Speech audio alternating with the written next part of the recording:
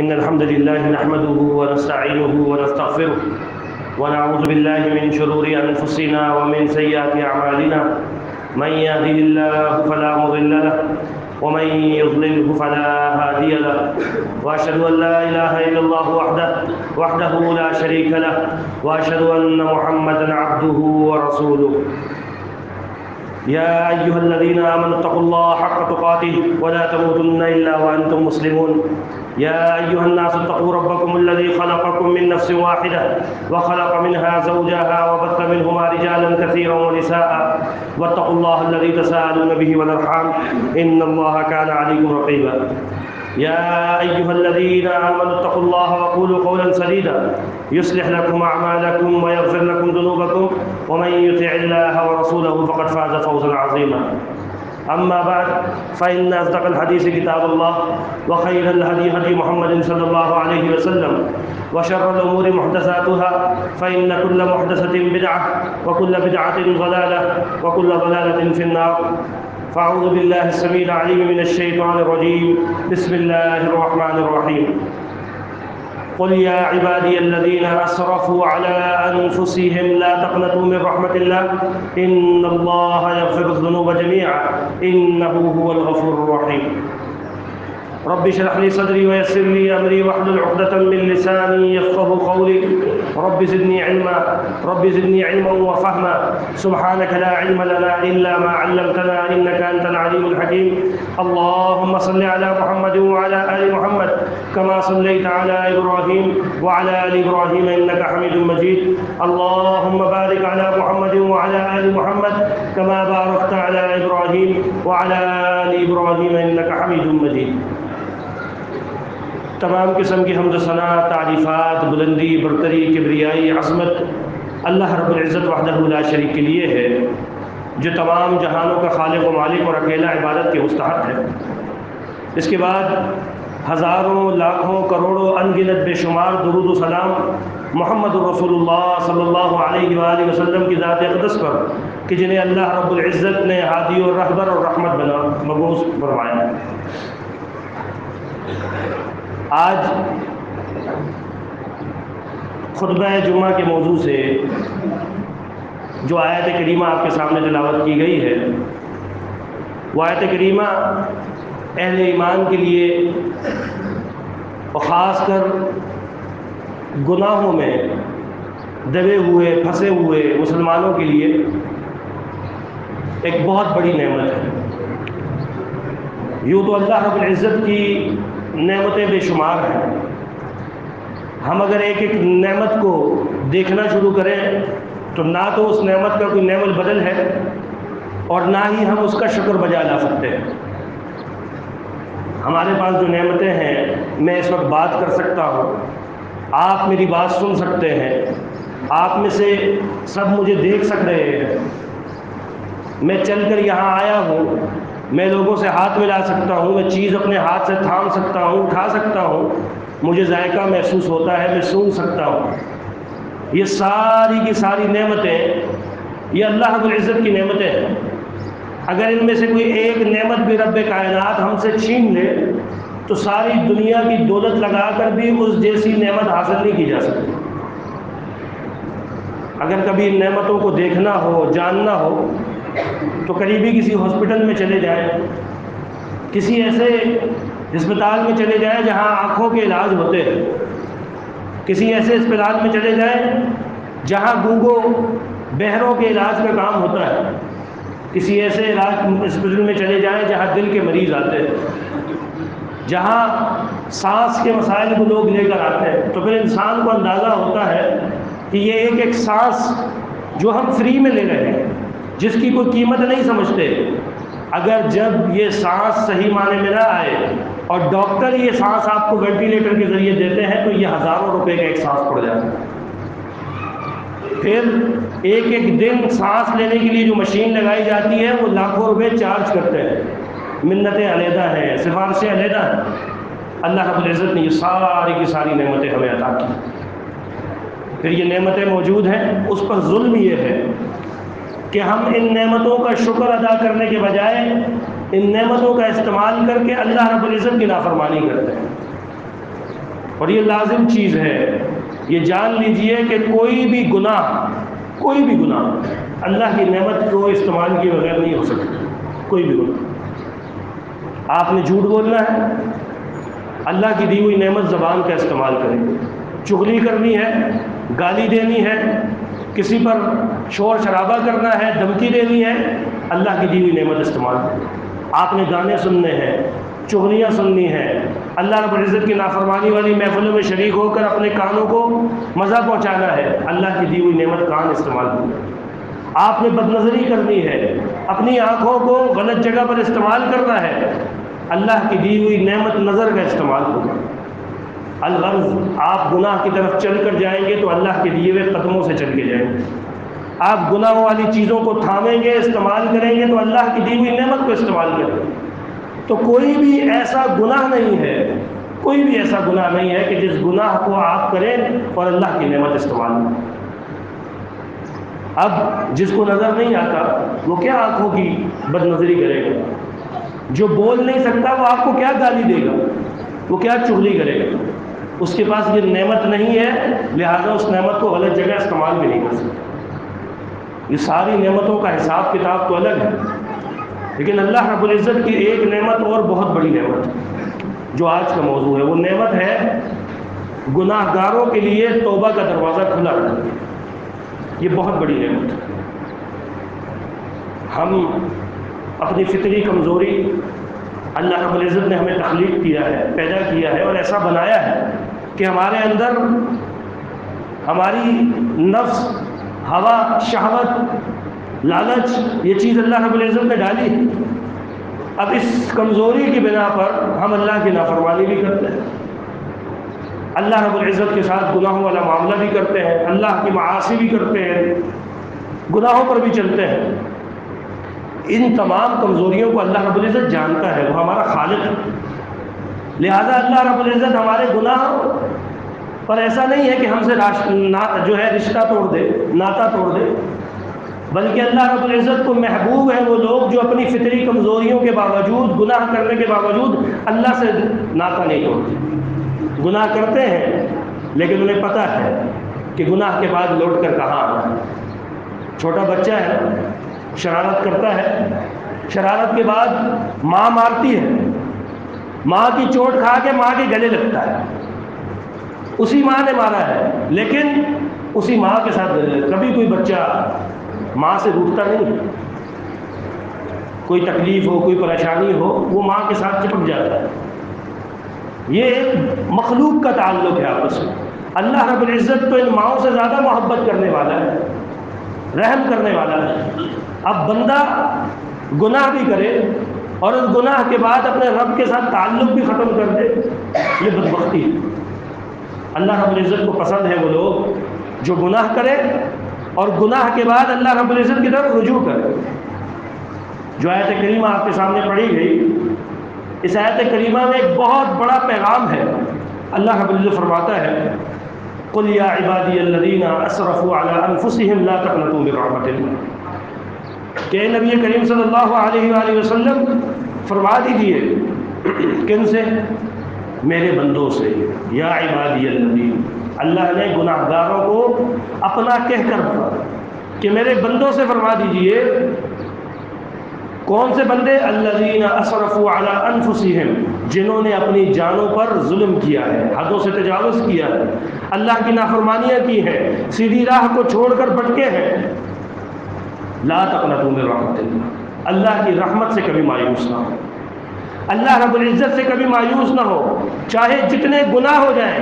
کبھی یہ تصور نہ لائیں کہ میرے گناہوں کو اب تو اللہ معاف نہیں کرے گا، میرے گناہ اتنے بڑے ہیں ان کی تو معافی ہو ہی نہیں سکتی۔ نہیں، لا تقنطوا من رحمت اللہ۔ کیوں؟ ان اللہ یغفر الذنوب جميعا، کہ بے شک اللہ رب العزت سارے کے سارے گناہوں کو معاف کرنے والا ہے۔ انہ هو الغفور الرحیم، نہ کہ وہ صرف معاف کرنے والا ہے بلکہ بڑا رحم کرنے والا ہے، بندوں پر تو رحم کا معاملہ کرتا ہے۔ تو اللہ رب العزت نے ہمیں گناہ کا اختیار دیا، ہم گناہ کرتے ہیں۔ گناہ گار آدمی کو کبھی بھی یہ نہ کہا جائے کہ بھئی تیرا تو ہو گیا کام، تو پکا جہنمی، نہیں، یہ اللہ رب العزت کو بھی پسند نہیں۔ بلکہ ہماری کوشش یہ ہے کہ جہاں گناہ بڑھتے جا رہے ہیں، ہماری آنے والی نسل، موجودہ نسل، نوجوان، بلکہ بڑی عمر کے لوگ بھی گناہوں میں داخل ہوتے جا رہے ہیں، ہم وہاں پر لوگوں کو یہ پیغام پہنچائیں کہ گناہ کے بعد بھی واپسی کا رستہ موجود ہے۔ گناہوں سے روکنا اگر مشکل ہے تو کم از کم لوگوں کو گناہوں سے واپس آنے کا رستہ ضرور بتائیں۔ آپ اگر کسی کو یہ کہہ دیں گے کہ نہیں اس گناہ کی تو معافی نہیں ہے، اس گناہ کا تو کچھ ہو ہی نہیں سکتا، وہ سرکشی میں مزید بڑھے گا، وہ سرکشی میں مزید بڑھے گا۔ سب سے بڑا گناہ کون سا ہے؟ ہم سے زیادہ کون جانتا ہے؟ سب سے بڑا گناہ اللہ رب العزت کے ساتھ شرک ہے۔ باوجود اس کے کہ یہ شرک سب سے بڑا گناہ ہے، اللہ کی غیرت کو، اللہ کی وحدانیت کو، اللہ کی عزت کو للکارا جاتا ہے، اس کے باوجود رب کائنات تیار ہے کہ اگر کوئی اپنی زندگی میں اس سے معافی مانگ لے تو معاف کر دو۔ شرک کی بھی توبہ ہے، شرک کی توبہ ہے اگر زندگی میں مانگ لی، شرک کی معافی ہے اگر اپنی زندگی کے اندر مانگ لی، لیکن اگر زندگی میں توبہ اور شرک سے معافی نہ مانگی اور اس حالت میں دنیا سے چلا گیا تو پھر دنیا کی کوئی نیکی، کوئی عمل اس کے کام نہیں ہے، پھر اللہ رب العزت اس کو معاف نہیں کرے۔ ہاں دیگر گناہوں کو اللہ کی رحمت کا معاملہ ہے، چاہے تو بندے کے بڑے سے بڑے گناہ معاف کر دے، لیکن شرک یہ اللہ رب العزت نے فیصلہ کر دیا کہ اگر کوئی بغیر توبہ کے اس دنیا سے آ گیا اور مشرک ہے تو اسے معاف نہیں کرے۔ جب شرک کی معافی ہے تو پھر کون سا گناہ بچ جاتا ہے؟ بنی اسرائیل کے اس قاتل کا واقعہ آپ نے سنا، جس نے 99 قتل کیے، اب اپنے قتل والی زندگی سے پشیمان ہوا، نادم ہوا، سوچا پتہ نہیں میرے لیے بھی واپسی کا رستہ ہے کہ نہیں۔ کسی عابد کے پاس پہنچا جو بڑا عبادت گزار تھا، عابد تھا، عالم تو نہیں تھا، اسے علم نہیں تھا، اللہ کا عبادت گزار تھا۔ کہنے لگا کہ بھائی آپ کے پاس آیا ہوں، میں نے ایک گناہ کیا ہے اور اس گناہ میں بہت آگے بڑھ گیا، کیا میری اس گناہ سے معافی ہے؟ کہا کہ گناہ کیا ہے؟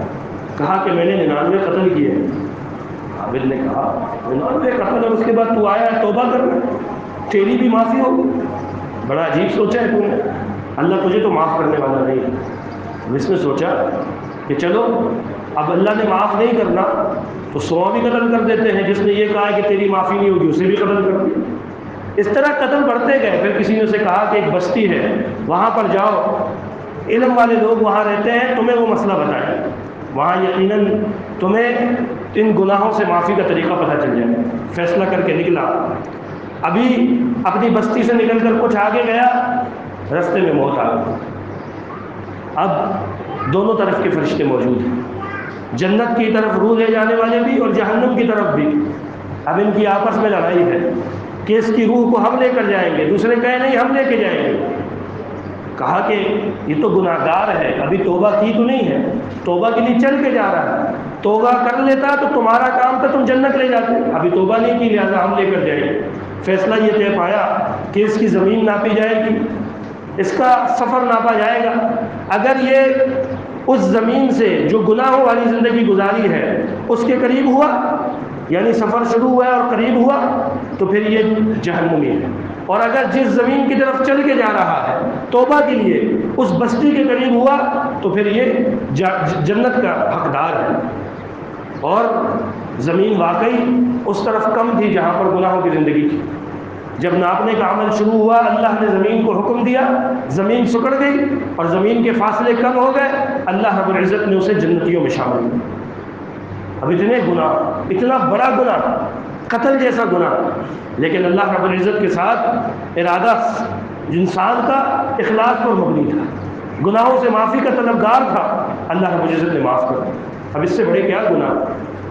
کیسے ایک انسان یہ سوچ لے، مایوس ہو جائے کہ اب تو میری معافی نہیں، بھلا مجھے بھی اللہ معاف کرے گا، میں تو یہ گناہ کرتا ہوں۔ نہیں، اللہ کے نبی صلی اللہ علیہ وسلم کی حدیث ہے، آپ نے فرمایا کل بنی آدم خطاء، آدم کے تمام اولاد خطا کار ہیں، تمام اولاد خطا کار ہیں، لیکن ان میں بہترین خطا کار کون ہے؟ اللہ کی نظر میں اچھا خطا کار کون ہے؟ گناہ گار کون ہے؟ وخیر الخطائین التوابون، بہترین خطا کار گناہ گار وہ ہے جو توبہ کرتا ہے، اللہ کو پسند ہے ایسا بندہ جو توبہ کرتا ہے۔ اور ایک اور حدیث میں اللہ کے نبی صلی اللہ علیہ وسلم نے فرمایا لو انکم لم تذنبوا، اگر تم گناہ کرنا چھوڑ دو اور گناہ نہ کرو تو لذهب اللہ بکم ولجاء بقوم، اللہ تمہیں ختم کر دے اور تمہاری جگہ ایسی قوم لے کر آئے جو کیا کرے، یذنبون، جو گناہ کرے، اور گناہ کر کے فیستغفرون، پھر اللہ رب العزت سے توبہ کرے اور اللہ رب العزت ان کو معاف کرے۔ اللہ کو تمہارے گناہ بھی محبوب ہیں کہ گناہ کر کے، غلطی کر کے ندامت اختیار کرو اور اللہ کی طرف رجوع کرو، یہ اللہ کو پسند ہے۔ یہ اللہ رب العزت نے گناہوں سے لوٹنے کے راستے بتائے ہیں۔ یہ بتایا ہے کہ گناہوں میں اگر کوئی آ جاتا ہے تو وہ یہ نہ سمجھے کہ وہ نکل گیا اسلام سے، نہیں، گناہوں والی زندگی اگر ہوتی بھی ہے تو واپسی کا راستہ مفتوح ہے، واپسی کا راستہ مفتوح ہے، کھلا پڑا ہے۔ جب تک سانس ہے تو موقع ہے، آپ واپس پلٹ کے آ سکتے ہو، لیکن اگر یہ سانس مرغڑے میں آ گئی پھر انسان جتنی بھی توبہ کرے اس کی توبہ اللہ کے ہاں قابل قبول نہیں۔ اور اللہ رب العزت کو ہماری توبہ کتنی پسند ہے۔ اللہ کے نبی صلی اللہ علیہ وسلم نے فرمایا ایک حدیث مبارکہ کے اندر کہ للہ اشد فرحا بتوبۃ عبدہ حین یتوب الیہ، کہ اللہ رب العزت کو اس بندے سے زیادہ خوشی ہوتی ہے توبہ کی جب بندہ اس سے توبہ کرتا ہے۔ کس بندے سے زیادہ؟ مثال بیان کی، اس بندے سے زیادہ کہ جو ایک سفر پہ نکلا، اس کے پاس ایک سواری ہے، اونٹ ہے، اس اونٹ پر اس کا ساز و سامان ہے، تجارت کا بھی، کھانا پینا، ساری جمع پونجی، ایک علاقے سے دوسرے علاقے کی طرف جا رہا ہے، وہ اونٹ اس کی سواری کے لیے ہے۔ جنگل یا صحرا میں پہنچا، اب تھک گیا تھا، سوچا آرام کر لیتا ہوں، اونٹ کو ایک سائڈ پر کھڑا کیا اور آرام کرنے کے لیے لیٹ گیا۔ اب آنکھ کھلتی ہے، جب نیند سے جاگتا ہے تو کیا دیکھتا ہے؟ اونٹ غائب ہے، اس کی سواری غائب ہے، جو سواری اس صحرا یا بیابان جنگل سے اسے نکال سکتی ہے، اس کے بغیر تو یہ لمبا سفر کر ہی نہیں سکتا، اتنی طاقت نہیں ہے۔ پھر ظلم یہ ہے کہ جو کھانا پینا اس کے پاس تھا وہ بھی اس سواری پر ہے۔ اس سے بڑا ظلم یہ ہے کہ جو پوری جمع پونجی تھی، مال تجارت تھی، وہ بھی اس پر ہے۔ یعنی انسان کے پاس کوئی آسرا ہی نہیں۔ اول تو اس جگہ سے نکلنا ایک مسئلہ، سواری نہیں ہے، پھر اگر کوشش کرتا بھی ہے تو بھوک پیاس کا کیا کرے گا، اور ان تمام چیزوں کے باوجود اگر اس جگہ سے نکل بھی جاتا ہے تو جس علاقے میں جائے گا کنگلا ہوگا، کلاش ہوگا، نہ کاروبار کے لیے کچھ ہے، نہ خریدنے کے لیے کچھ ہے، بھیگے مانگے، کیا زندگی۔ ادھر بھاگتا ہے، ادھر ٹیلوں پہ چڑھتا ہے، اونچائی پہ بھاگتا ہے، کہیں مجھے وہ اونٹ نظر آ جائے، پورا دن بھاگ بھاگ کر تھک جاتا ہے۔ اب سوچتا ہے کہ اسی طرح بھاگ بھاگ کے مر جاؤں گا تو کیوں نہ جس رستے پر اونٹ غائب ہوا تھا اسی رستے پر لیٹ جاتا ہوں، ہو سکتا ہے کہ کوئی قافلے والا یہاں سے گزرے تو وہ مجھے دیکھ لے، اور اگر مرنا ہی ہے تو پھر یہیں پہ مرتے ہیں، اتنا تھک کے کیا مرنا۔ وہاں پر واپس آ کر لیٹ جاتا ہے۔ اس اثناء میں دوبارہ آنکھ لگتی، جب آنکھ دوبارہ کھلتی ہے تو کیا دیکھتا ہے؟ اس کا اونٹ بما ساز و سامان اس کے پاس کھڑا۔ اب اس انسان کو خوشی کیسی ہے؟ اللہ کے نبی صلی اللہ علیہ وسلم فرماتے ہیں کہ خوشی میں ایسا دیوانہ ہو جاتا ہے کہ دیوانگی میں اللہ رب العزت کا شکر ادا کرنے کے بجائے کیا کہتا ہے؟ اے اللہ تو میرا بندہ ہے اور میں تیرا رب ہوں۔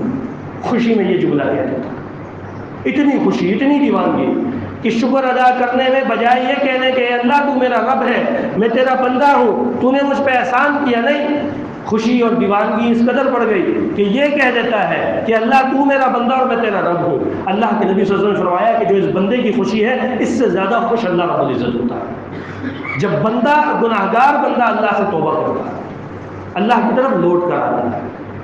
اور ایک حدیث قدسی ہے، اللہ کے نبی صلی اللہ علیہ وسلم نے ارشاد فرمایا کہ اللہ رب العزت ارشاد فرماتے ہیں، یا ابن آدم، اے آدم کے بیٹے، انک ما دعوتنی ورجوتنی، جب تک تو مجھ سے دعا مانگتا رہے گا، مجھ سے تعلق کو قائم رکھے گا، میری طرف رجوع کرتا رہے گا، التجا کرتا رہے گا، مجھ سے امید اور آسرا لگائے رکھے گا، میں تجھے معاف کرتا رہوں گا۔ فغفرت لك على ما كان فيك ولا ابالي، پھر تیرے گناہیں جتنے بھی ہوں، تیری زندگی جتنی خراب گزری ہو، مجھے فرق نہیں پڑتا، ولا ابالي، مجھے اس سے فرق نہیں پڑتا کہ تیری پچھلی زندگی کیسی گزری، بس تیری میری طرف لوٹ کر آنا، تیرا مجھ سے مانگنا، تیرا مجھ سے دعا کرنا، اگر تو یہ کرتا رہے گا تیرے گناہوں والی زندگی سے تو مجھے فرق نہیں پڑتا، میں تجھے معاف کر دوں گا۔ پھر فرمایا کہ یا ابن آدم، اے آدم کے بیٹے، لو بلغت ذنوبک عنان السماء، اے ابن آدم اگر تیرے گناہ آسمان کی حدوں کو چھو لے، آسمان پر کوئی جگہ نہ بچے جہاں پر تیرے گناہ نہ ہو، اتنے بلند ہو جائیں، اتنے رجسٹر کے رجسٹر رکھ دیے جائیں کہ پہاڑوں سے بلند ہو۔ آسمان کی بلندی کتنی ہے؟ ایک آسمان کا سفر 500 سال کا ہے۔ اگر اتنے گناہ بھی ہوں تمہارے، پھر تم کیا کرو؟ ثم استغفرتنی، پھر تم مجھ سے توبہ کرو، معافی مانگو، غفرت لک ولا ابالی، میں تمہیں پھر بھی معاف کر دوں گا، مجھے کوئی نہیں فرق پڑتا کہ تمہاری پچھلی زندگی کیسی۔ پھر فرمایا کہ یا ابن آدم، اے آدم کے بیٹے، اے آدم کی اولاد، اگر تیرے گناہ اتنے بڑھ جائیں، لو اتیتنی بقراب الارض خطایا، کہ تو میرے پاس اس حالت میں آئے کل قیامت کے دن کہ تیرے گناہ زمین کے ہر ایک حصے پر موجود ہو، جتنی زمین کی حدیں ہیں، جتنے زمین پر مقامات ہیں، یہ ایک ایک قدم، ایک ایک ذرہ، اس پر تیرے گناہوں کی چھاپ ہو، تو میرے پاس اس حالت میں آئے، لیکن جب تو مجھ سے ملے تو ایک شرط ہو کہ لا تشرک بی شیئا، تو نے میرے ساتھ کوئی شریک نہ ٹھہرایا، تو نے میرے ساتھ شرک نہ کیا ہو، تو میں پھر بھی تیرے گناہوں کو معاف کر دوں، میں تجھے اتنی ہی معافی عطا کر دوں گا جتنے تیرے گناہ ہیں، پوری زمین بھر کر تجھے معافی عطا کر دوں گا، لیکن شرط کیا ہے؟ ثم لقیتنی لا تشرک بی شیئا، بس اس حالت میں ملے کہ تو نے میرے ساتھ کوئی شریک نہ ٹھہرایا۔ یہ رب کائنات کے وعدے ہیں اپنے بندوں کے ساتھ، گناہوں کی زندگی گزارنے والوں کے ساتھ، گناہوں کے اوپر اصرار کرنے والوں کے ساتھ، یہ اللہ رب العزت کے وعدے ہیں۔ اللہ رب العزت قرآن مجید میں فرماتا ہے والذین اذا فعلوا فاحشة او ظلموا انفسهم ذکروا اللہ فاستغفروا لذنوبهم، مومنین کی صفات اللہ رب العزت نے بیان فرمائی۔ مومن تو وہ ہیں جب کوئی فحاشی کا کام کرتے ہیں یا اپنی جانوں پر ظلم کرتے ہیں تو کیا کرتے ہیں؟ پھر اللہ کا ذکر کرتے ہیں، اللہ کو یاد کرنا شروع کرتے ہیں، فاستغفروا لذنوبهم، پھر اپنے گناہوں کی توبہ اللہ سے مانگتے ہیں، اللہ رب العزت کے سامنے التجائیں کرتے ہیں۔ وَمَن يَغْفِرُ الذُّنُوبَ إِلَّا اللَّهُ، اور اللہ کے علاوہ کون ہے جو گناہوں کو معاف کرے؟ اور ان کی ایک نشانی یہ ہوتی ہے کہ وَلَمْ يُصِرُّوا عَلَى مَا فَعَلُوا وَهُمْ يَعْلَمُونَ، کہ پھر جو گناہ انہوں نے کیے ہوتے ہیں اس پر اصرار نہیں کرتے۔ اللہ رب العزت ایسے لوگوں کی صفت بیان کرتا ہے جو گناہ کر کر آتے ہیں، اللہ رب العزت کو معاف کرتا ہے، توبہ کو اللہ رب العزت پسند فرماتا ہے، لیکن توبہ کرنے والا، گناہوں پر چلنے والا، اس کو ندامت کا ہونا ضروری ہے، اس کو یہ معلوم ہونا ضروری ہے کہ جو عمل کرتا ہے وہ عمل گناہ ہوتا ہے۔ دیکھیں معاشرے میں دو قسم کے لوگ ہیں، ایک وہ لوگ ہیں جو دیندار ہیں، مسجد میں آتے ہیں، نماز ادا کرتے ہیں، بھرپور کوشش ہوتی ہے قرآن سے تعلق قائم ہو، گناہوں سے بچنے کی کوشش کرتے ہیں، گناہوں سے دور بھاگنے کی کوشش کرتے ہیں، لیکن ان تمام خوبیوں کے باوجود گناہ ہو جاتے ہیں۔ اب ایسے لوگوں کو کیا ہوتا ہے؟ جیسے ہی گناہ ہوتا ہے دل کھٹکنے لگتا ہے، دل کے اندر ندامت، احساس شرمندگی جاگ اٹھتی ہے، پریشان ہو جاتے ہیں کہ اس حالت میں مر گیا تو اللہ کو منہ کیسے دکھاؤں، میں نے اپنے عمل تو تباہ نہیں کر دیے، فوراً اللہ کی طرف رجوع کرتے ہیں۔ یہ پہلے قسم کے لوگ۔ اور دوسرے وہ ہیں کہ جو گناہوں کو تلاش کرتے ہیں، انہیں مزہ نہیں آتا کہ اگر تک کوئی گناہ کی محفل نہ ملے، اگر کوئی گناہ کی محفل ان کے ہاتھ میں لگ جائے، اور گناہ کا موقع ہاتھ پر نکل جانے پر پشیمان ہوتے ہیں۔ جس طرح مومن گناہ کرنے پر ندامت اختیار کرتا ہے، ان کے ہاتھ سے گناہ کا موقع نکل جائے پریشان ہوتے ہیں، لوگوں کو کہتے پھرتے ہیں ارے بڑا موقع آیا تھا ہاتھ میں نکل گیا، تیرے بھائی کے پاس بڑا موقع تھا، قریب تھا کہ میں یہ چیز اٹھا لیتا، لیکن ایک بندے نے دیکھ لیا، میں نے چھوڑ دی، سامنے کیمرہ لگا تھا میں نہیں کر سکا، تیرے بھائی کو یہ موقع ملا مگر پتہ نہیں کیسے میرے ہاتھ سے نکل گیا۔ انہیں یہ غم کھایا جاتا ہے کہ فلاں جگہ پر فلاں مقام پر اللہ کی نافرمانی ہوئی تھی، ناچ گانا ہوا تھا، شرابیں چلی تھی، چرس پی گئی تھی، اللہ رب العزت کو جو ہے وہ نعوذ باللہ اللہ رب العزت کے ساتھ کفر والے معاملات ہوئے تھے اور میں وہاں نہیں پہنچ سکا، ہائے کاش مجھے پہلے پتہ چل جاتا۔ دوسرے قسم کے لوگ یہ ہیں، نہ ان کو گناہوں پہ ندامت ہوتی ہے، نہ گناہوں کا بوجھ محسوس ہوتا ہے، نہ گناہ انہیں اپنے اوپر بھاری لگتے ہیں، بلکہ انہیں گناہوں میں مزہ آتا ہے، چس آتی ہے، سوچتے ہیں کہ کاش کوئی گناہ کا موقع مل جائے۔ یہ دو قسم کے لوگ۔ تو پہلے قسم کے لوگ یہ اللہ کو مطلوب ہے، اور دوسرے قسم کے لوگ یہ اللہ رب العزت کی نظر میں انتہائی گھٹیا ترین لوگ، جانوروں سے بدتر ہیں، جنہیں گناہوں والی زندگی میں سکون آتا ہے۔ اللہ رب العزت عمل کرنے کی توفیق عطا فرمائے۔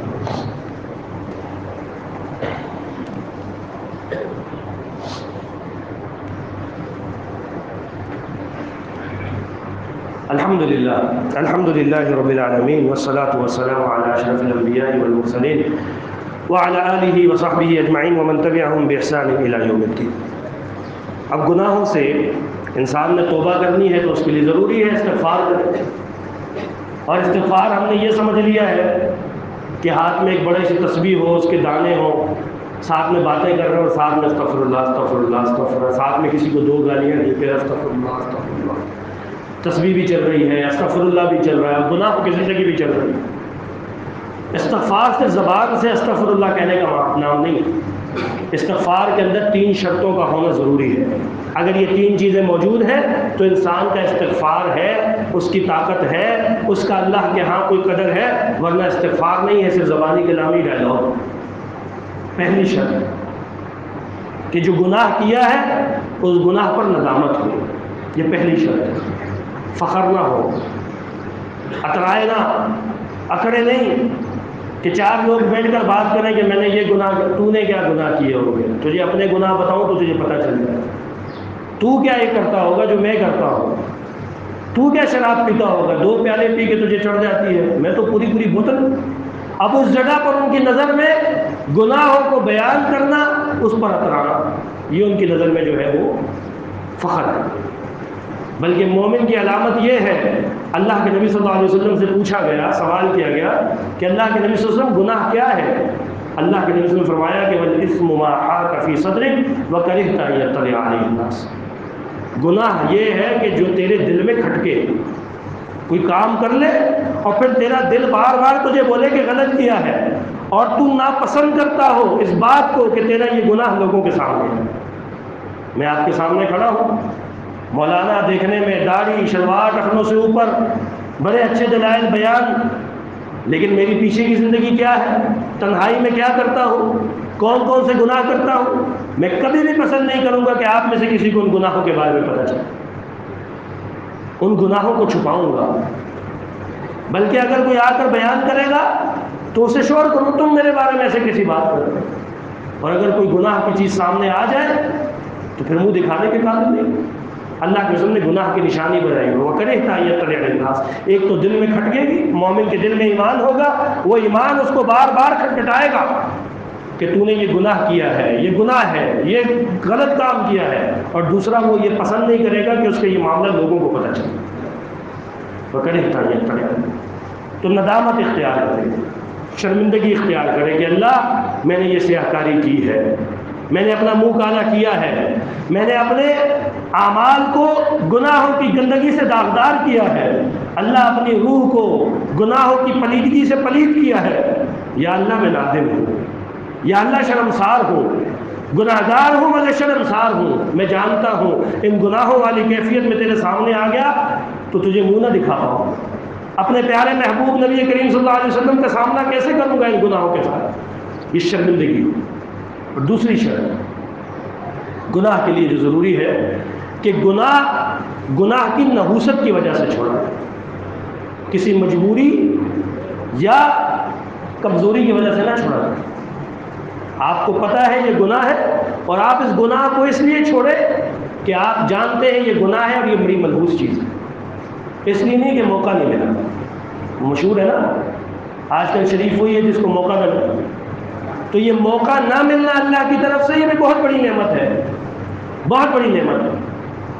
لیکن گناہ چھوڑا جائے تو اس گناہ کو کرنے کی طاقت رکھتے ہوئے گناہ چھوڑا جائے۔ ایسا نہیں ہے کہ پوری زندگی زناکاری کی، پوری زندگی جو ہے وہ اللہ کی نافرمانیاں کی، بڑھاپا آ گیا، اب نہ جسم میں جان ہے، نہ کرنے میں کوئی سکون ہے، نہ راحت ہے، اب کہے کہ جی میں تو بڑا حاجی ہو گیا ہوں، میں نے تو بڑی گناہ والی زندگی کچھ کی تھی، اب توبہ کر لوں۔ ساری زندگی اللہ کی نافرمانی کی، اب کرنے کی ہمت نہیں ہے، تو اب کہے کہ جی میں تو بڑا اللہ سے ڈرنے والا ہوں، چوری کرنے جا رہا ہے، کسی کا سامان چرانے جا رہا ہے، کسی کو نقصان پہنچانے جا رہا ہے، سامنے دیکھا کیمرہ لگایا رک گیا، اور پھر لوگوں میں گاتا پھرے کہ آج تو مجھے رستے میں ایک والیٹ پڑا ہوا نظر آیا، بھیا بڑا مال لگ رہا تھا اس میں، لیکن میں نے نہیں اٹھایا کیونکہ مجھے اللہ کا ڈر ہے۔ نہیں، تجھے سامنے CCTV کیمرے کا ڈر تھا، تو گناہ کو اس گناہ کی نحوست کی وجہ سے چھوڑا۔ اور تیسری چیز کہ گناہ پر اصرار ہو، یہ نہ ہو کہ جس گناہ سے توبہ کر رہا ہے وہ اس گناہ پہ رکنے کی کوشش ہی نہ کرے، بلکہ اللہ سے توبہ اس نیت سے ہو کہ اللہ میں اس گناہ سے رکوں گا، آئندہ نہیں کروں گا، یہ تحیہ ہو۔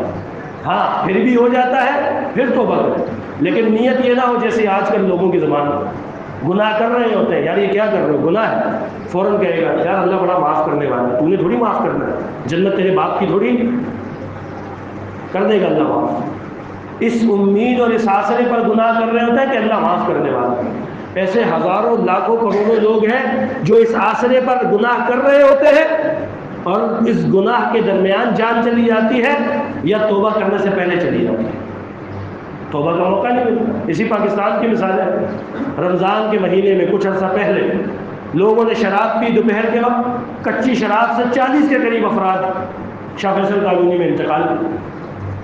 کیا زندگی، ایک تو رمضان کا مہینہ، پھر رمضان المبارک میں روزہ خوری، اور روزہ خوری بھی کس چیز کی وجہ سے؟ اللہ کی حرام کردہ چیز شراب کی وجہ سے، اور پھر اس شراب کو پی کر مر جائے۔ کتنوں کو موقع ملا ہوگا توبہ؟ کس حالت میں اللہ کے سامنے کل کھڑے ہوں گے جھومتے ہوئے شراب کے نشے میں، کیا منہ دکھائیں گے؟ ایسے بے شمار لوگ ہیں جن کو یہ لگتا ہے کہ ہم نے یہ گناہ کرنا ہے اور پھر توبہ کر لیں، اور دل کو جھوٹی تسلیاں دیتے ہیں، شیطان کے بہکاوے میں آتے ہیں، او بھائی یہ دنیا کی باتوں میں نہیں، یا یہ مولویوں کا بس چلے تو میرا جینا حرام کر، یہ نہ کر، وہ نہ کر، وہ نہ کر، وہ نہ کر۔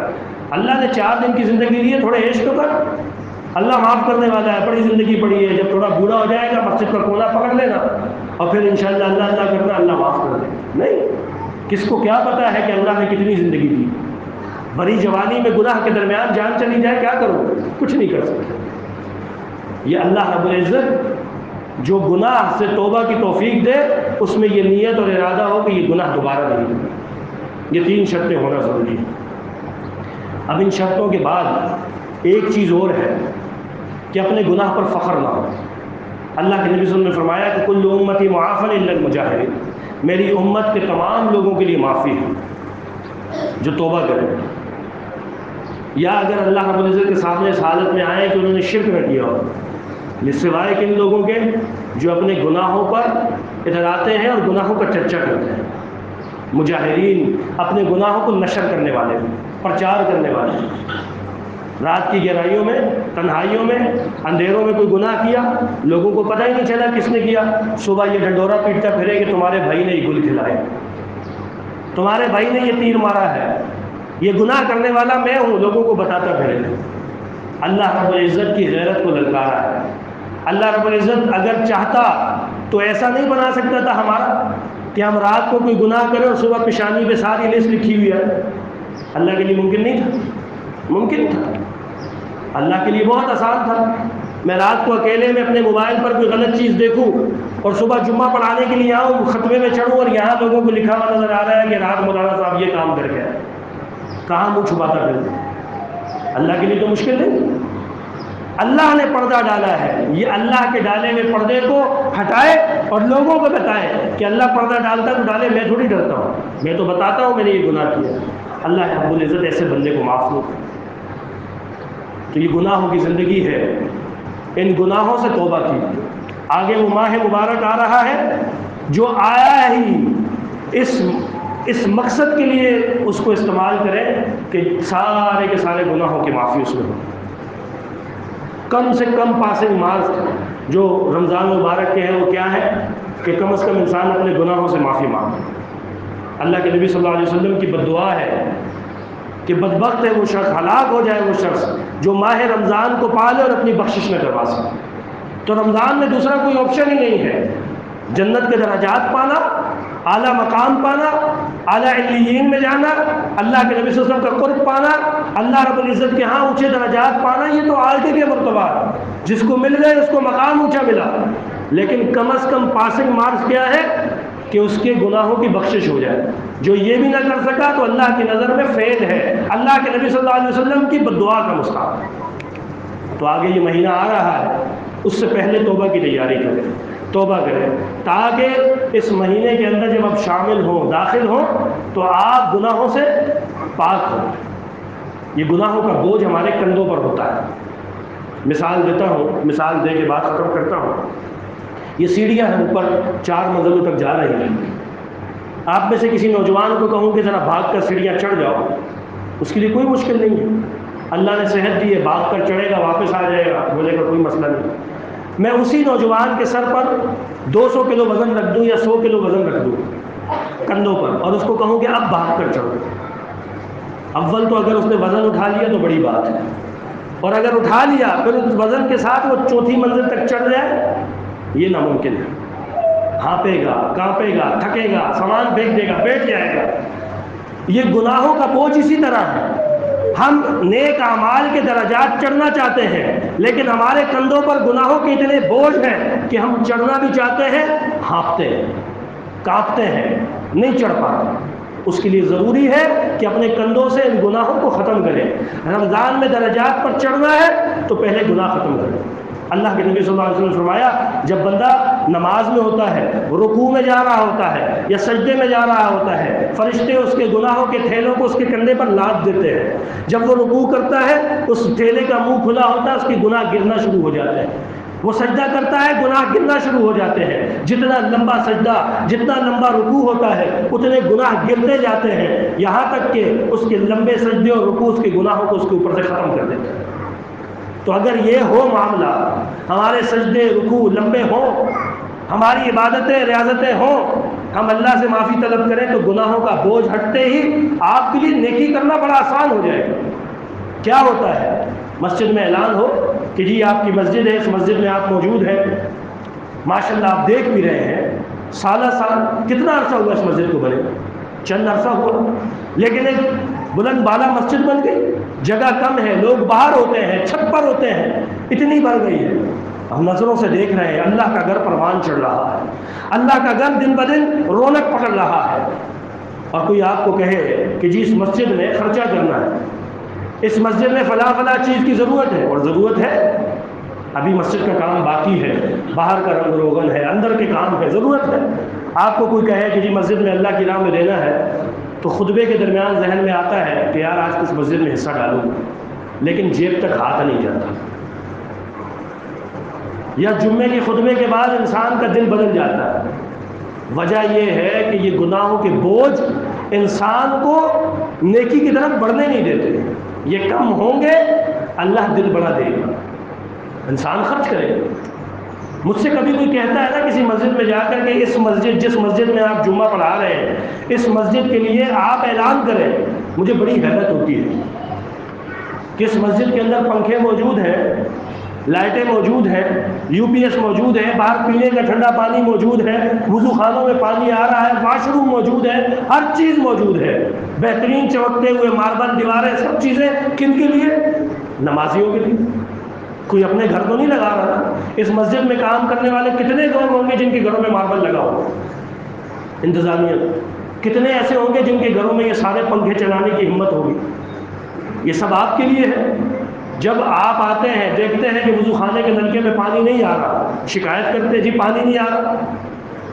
جب آپ یہ حق سمجھتے ہیں کہ کمی پر، کوتاہی پر مسجد والوں سے شکایت کریں، تو آپ کا حق بنتا ہے کہ علاقے کی مسجد میں خود آ کے پوچھیں کہ میرے لائق کوئی کام ہے، چھوٹا کام ہو سکتا ہے، ایک بلب لگانا ہو سکتا ہے، ایک پنکھا چاہیے ہو سکتا ہے آپ کی طاقت ایک سیمنٹ کی بوری دینے کی وہ ہو جائے، ہو سکتا ہے ایک رنگ کا پینٹ کا ڈبہ دینے کی طاقت ہے وہ کر، اتنا مشکل تو نہیں ہے۔ 2,000 3,000 4,000 10,000، کسی کو اللہ نے 50 کی دی ہے، کسی کو 1,00,000 کی دی ہے، اپنی طاقت کے حساب سے کرتا جائے۔ تو اپنے ارد گرد جس طرح گھر کی ضروریات کو پورا کرتے ہیں، اللہ کے گھر کی ضروریات کو بھی پورا کریں۔ یہ مسجد آپ کی ہے، اس مسجد میں ضروریات ہے، مسجد کے صدر سے پوچھیں آ کر کہ بھائی ٹھیک ہے آج میں ایسا کروں گا کہ اپنے دوستوں کے ساتھ باہر ہائی وے پہ جا کے کھانا نہیں کھاؤں گا، نہیں اڑاؤں گا پیسے، جو 4,000 وہاں لگا دیں وہ مسجد میں دے دوں، ایک دن کی دعوت نہیں لیکن صدقہ جاریہ مل جائے۔ تو آپ آئیں انتظامیہ سے پوچھیں کہ جی کیا کیا کام باقی ہے، پھر اپنی طاقت کے حساب سے ڈالیں۔ کبھی کوئی انتظامیہ والا یہ نہیں کہے گا 10 روپے دے رہا ہے کیا کر رہا ہے، نہیں، وہ خوشی سے جزاک اللہ کہے گا، اللہ کی راہ میں دے رہا ہے، جتنا دے رہا ہے اتنا کافی۔ تو اس مسجد میں جو ضروریات ہے ان کا خیال رکھیں۔ مسجد تعمیر ہو رہی ہے، تعمیر کے مراحل میں ہے، کام باقی ہے، آپ لوگ اپنا حصہ لیں۔ اسی طرح سے اور دیگر نیکی کے کام ہیں، جب اعلان ہو تو اگر گناہ کم ہوں گے تو انشاءاللہ کام کرنے میں آسانی بھی ہوگی، شیطان آپ پر حاوی نہیں ہوگا۔ اللہ رب العزت عمل کرنے کی توفیق عطا فرمائے، جو سنا ہے جو سنایا ہے اسے آگے لوگوں تک پہنچانے کی، اس پر عمل کرنے کی توفیق عطا فرمائے۔ بیماروں کے لیے دعائے صحت کی اپیل ہے، دعا کیجئے، جو لوگ بیمار ہیں اللہ رب العزت ان کو شفائے کاملہ عاجلہ مستمرہ عطا فرمائے۔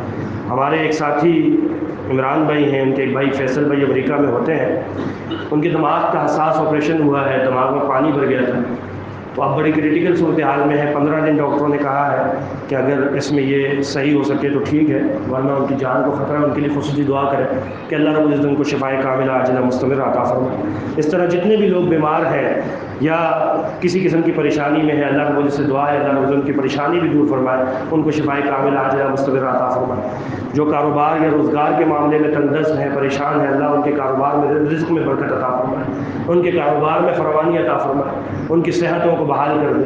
جو اپنی اولاد کے بارے میں پریشان ہے، اللہ ان کو نیک اولاد عطا فرمائے، اولاد نرینہ عطا فرمائے، بہترین خدمت کرنے والی، ان کے لیے صدقہ جاریہ بننے والی اولاد عطا فرمائے۔ جو اولاد کے ہاتھوں پریشان ہے، اللہ ان کی اولاد کو نیک اور صالح بنا دے۔ اللہ رب العزت ان اولاد کو والدین کی خدمت کرنے والا، عزت کرنے والا بنا دے۔ یہ ایک اعلان ہے درس قرآن و حدیث کا، مورخہ 11 اپریل سن 2021 یعنی بروز اتوار بعد نماز عصر جامع مسجد ام کلثوم میں فضیلت الشیخ محترم جناب عبدالعزیز نظامانی صاحب درس ارشاد فرمائیں گے۔ تمام احباب سے درخواست ہے کہ وہ اس درس میں ضرور شرکت کریں۔ اللہ رب العزت جو سنا ہے جو سنا ہے اس پر عمل کرنے کی توفیق عطا فرمائے۔ آخر دعوانا الحمدللہ رب العالمین وصلی اللہ تعالی علی خیر خلق محمد وعلی آلہ وصحبہ اجمعین برحمتک یا ارحم الراحمین۔ اس ویڈیو کو زیادہ سے زیادہ شیئر کیجیے اور ہمارے چینل سبحانی مسجد لیاری کو سبسکرائب کیجیے اور صدقہ جاریہ کے مستحق بنیے۔ جزاکم اللہ خیرا کثیرا فی الدنیا والآخرہ۔